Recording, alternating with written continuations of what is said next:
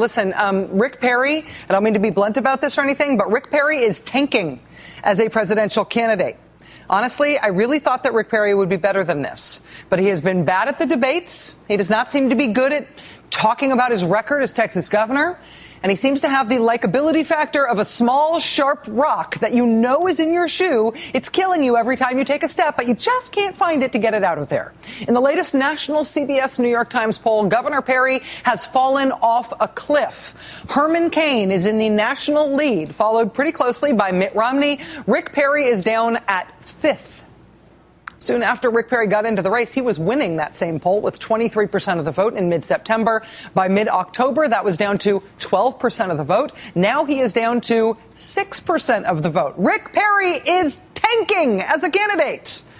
And so, time for a Rick Perry comeback. Probably. At least that seems to be the idea. Rick Perry this week unveiling a kitchen sink strategy of trying everything all at once. Since Mitt Romney has been doing well by being the establishment candidate, tanking Rick Perry went and got himself some establishment Republicans to be his new staffers. There, frankly, are not that many establishment Republican staffers out there and still available at this point. But there was one guy left over from the first George W. Bush run who was still available and still willing to talk to Rick Perry. So Perry snatched him up. Then other than that, mostly Perry picked himself up some old Bob Dole staffers from when Bob Dole, remember him? From when he ran 15 years ago. So tanking Rick Perry has got himself some old school Republican staff help this week. Also, there's that Herman Cain, who seems to be doing well with his 999 version of a flat tax. So tanking Rick Perry has now come up with his own version of a flat tax that accomplishes the same goal of huge tax cuts for rich people and big tax hikes for everyone else. So tanking Rick Perry has all of a sudden this week got himself some old school establishment Republican staff like Mitt Romney has. And he's got himself a flat tax, sort of like Herman Cain has. But when time is short and you are really tanking and you're really desperate, a kitchen sink strategy really does mean trying everything all at once. And so from the flash in the pan candidacy of Donald Trump, the reality TV person, tanking Rick Perry is also now going with questioning the president's birth certificate. Seriously, raising the birth certificate issue in Parade magazine this weekend and then doubling down on the birth certificate thing in an interview with John Harwood at CNBC. Mitt Romney, after the president released his birth certificate earlier this year, said that issue's done and settled. I accept it. You chose to keep it alive in your interview with Parade magazine over the weekend. Why'd you do that? It's a good issue to keep alive. Just, Donald's got to have some fun. So. But are you saying that your comments about that are kind of a joke, or do you seriously have an unresolved question like Donald Trump has about this? I don't have a clue about where the president and what this birth certificate says. But it's also a great distraction. I'm not distracted by it. No, not distracted by it, but rather stoking it for all it's worth. And what is it worth at this point, anyway? A few votes? Maybe? Dredging up the birther conspiracy again is not a distraction for tanking Rick Perry. This is not an inadvertent eddy into which he's accidentally gotten himself stuck while he was really trying to get people to pay attention to his tax plan. This whole birth certificate thing he is doing now is on purpose. This is the filthy little drain hole in his kitchen sink strategy, this conspiracy theory about whether or not President Obama is secretly foreign. Governor Perry today announced that he, Governor Perry, will show his birth certificate in order to keep alive the fervent, guttural fantasies of the baked-on crust of the Republican base that President Obama is secretly not really the president at all, that he is secretly from a foreign country. If somebody wants to see my birth certificate, I'd be happy to show it to them. So as he tanks in the polls, Texas Governor Rick Perry says he, for one, will happily release his birth certificate. And everybody understands that when you are tanking as badly as Rick Perry is tanking, when you are Rick Perry and you have never lost an election and you are losing this one this badly, you have got to try everything at once. You have got to try a kitchen sink strategy. And everybody knows that every kitchen sink does have a filthy little drain hole in it, a filthy little drain hole personified by Donald Trump this year. And now Rick Perry has climbed into that little hole with him. The reason there's even room for Rick Perry to try to make a comeback in this race is the same reason there was room for him to get into the race in the first place. Overwhelming Republican dissatisfaction. Overwhelming dissatisfaction among Republican base voters with this guy, with Mitt Romney. Even as Mitt Romney has maintained his sort of front-runner status, he appears to have hit a ceiling in terms of support for him among Republicans. When polling on this Republican presidential field started about a year ago, Mitt Romney sat at about 23% support. Now, a year later, Mitt Romney sits at about 23% support. Mitt Romney is Mr. 23%. He cannot seem to get above that no matter how many other candidates rise and fall around him. Among the things holding Mitt Romney back as a candidate, if you listen to what Republican voters say about him, is the perception of Mitt Romney, it's frankly well-earned perception of him, of having a substance problem.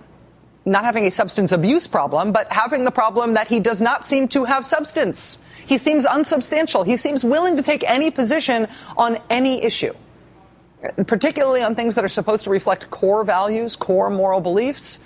Mitt Romney seems to just say whatever he thinks his audience might like to hear that day.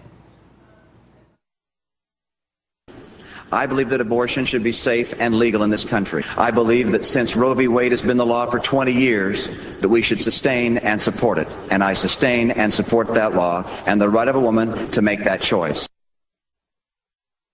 It is long past time for the Supreme Court to return the issue of abortion back to the states by overturning Roe v. Wade. Look, I was an independent during the time of Reagan-Bush. I'm not trying to return to Reagan-Bush. Well, you can learn some lessons from Ronald Reagan. Ronald Reagan rallied America with peace through strength. I'll actually establish something I'm going to call the Reagan economic zone. So when he ran for Senate, he was for abortion rights. Now he's against abortion rights. When he ran for Senate, he distanced himself from Ronald Reagan. Now he is an acolyte of Saint Ronald. In that same other Romney era, back in 1996, Mitt Romney also derided the idea of a flat tax as a, quote, tax cut for fat cats. Mitt Romney was anti-flat tax in the 1990s. Now Mitt Romney says, and I quote, I love a flat tax. This is not a bad habit that Mitt Romney left behind from some earlier stage in his career. It's not just him disavowing positions that he took back in the roaring 90s. Mitt Romney is also now disavowing positions that he took in June of this year. In June of this year, Mitt Romney came out in full support of the Republican union stripping effort in Ohio. Republicans there passed an anti-union bill called SB 5, and Mitt Romney endorsed it. He said, quote, my friends in Ohio are fighting to defend crucial reforms that the state has put in place to limit the power of union bosses. I stand with John Kasich and Ohio's leaders.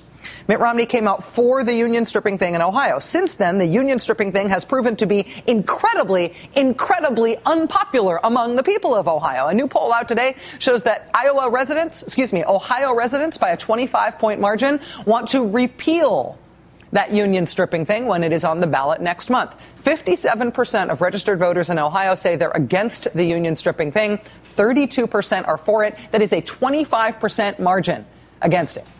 With the unpopularity of that new union stripping law looming, Mitt Romney went to Ohio today, having endorsed John Kasich and the union stripping thing, having scheduled a campaign stop to go buck up and encourage and give a pep talk to the people making phone calls to defend that union stripping thing. But when Mitt Romney actually got to Ohio, he decided to not take a position on the union stripping thing today. I'm not speaking about the particular ballot issues. Those are up to the people of Ohio, but I certainly support the effort of the governor to rein in the scale of government. I'm not terribly familiar with the two ballot initiatives. I'm not terribly familiar with the thing I personally endorsed 4 months ago. That is now wildly unpopular. Before the last few weeks, the worry about Mitt Romney's candidacy was pretty clear. Social conservatives were going to have an issue with him because he has flip-flopped a lot on social conservative issues. But the Beltway common wisdom is that was not going to be an insurmountable problem for Romney this year, because this year's election is going to be about the economy, not about social issues. And on the economy, Mitt Romney was supposed to be rock solid.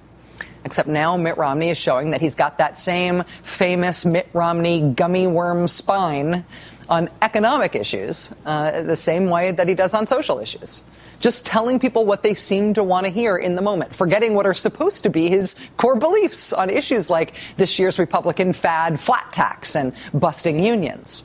Whatever you think of those issues substantively, this is the reason why Mitt Romney's polling has looked like this for a year, and why every other Republican candidate is not only banking on Mitt Romney's polling never going like this, but it probably eventually going like this. So yeah, Rick Perry may be tanking badly. And yeah, Herman Cain may be unbelievable as a candidate. But days like today are why we know there will be a non-Romney candidate resurgence. Days like this also remind us of the fundamentals of why Mitt Romney is such a bad candidate for Republicans. And sadly, days like this also tell us what that non-Romney candidate resurgence is likely to look like. Hi, Orly. Hi, Rick. Joining us now is Wayne Slater, senior political writer for the Dallas Morning News. Wayne, thanks very much for your time tonight. Nice to see you. Great to be with you again, Rachel. From what you have seen on the campaign trail this year of how Mitt Romney is approaching trying to win the nomination, how do you explain this about face faceplant on the union issue in Ohio, denying his own position on the issue at a phone bank in Ohio that was organized around that issue? Yeah, I mean, it seems like that would have been a slam dunk Republican primary. Somebody who's a union issue, you vote against it, you've been against it, you say today you're against it, he didn't. The only way I think to understand this is to understand that Mitt Romney is not running in the Republican primary. He actually thinks that he is running in the general election. And that realizing how unpopular this Senate Bill 5 is on the ballot, that he doesn't want to hurt his opportunities with independent voters, including some moderate Republican voters who must be among the constituencies who are going to vote against this. The problem for Romney is not only that he flip-flopped on this issue, which is a big problem, it is that he is running in the wrong election, I think, because Rick Perry and others are running in the primary where they're trying to gather the farthest right wing of the party around them and the issues that will congeal them around his candidacy. While Mitt Romney just sits there at 23 to 24 to 25%. Wayne, part of the reason that I have thought that Rick Perry would be a stronger candidate, and why I still expect a comeback from him at some point, is because of reporting out of Texas, including your reporting out of Texas, about how Rick Perry has never lost an election, how he shouldn't be underestimated in any political contest. What do you think is going on with him embracing the birth certificate thing of all things? Why has he brought that back when everybody thought it was dead? It looks crazy, and I talk to people here in Austin, some of whom say, why is he doing this? He's stepping on his jobs message. He knows exactly what he is doing in this regard. He's trying to have it both ways. He both is suggesting, as he did with the